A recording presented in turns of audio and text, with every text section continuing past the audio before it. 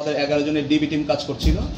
তো কাটাখালী বাস স্ট্যান্ডে কাজ করার সময় আমাদের কাছে গোপন খবর আসে যে সাতক্ষীরা এক্সপ্রেস নামে একটি বাসে কেউ একজন বেশ বড় একটা সংখ্যক ইয়াবা নিয়ে সাতক্ষীরার দিকে যাচ্ছে।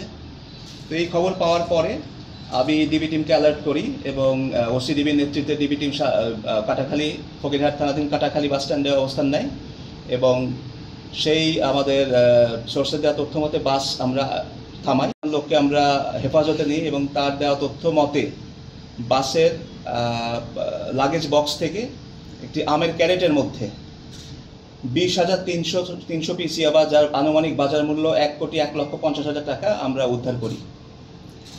এবং আমাদের ডিবি টিম, আমাদের থানা টিম সবাই কাজ করছে এবং আশা করি আমরা মাঝে মাঝে আপনাদের এরকম মাদক উদ্ধারের মতো ভালো খবর দিতে পারবো, অস্ত্র উদ্ধারের মতো।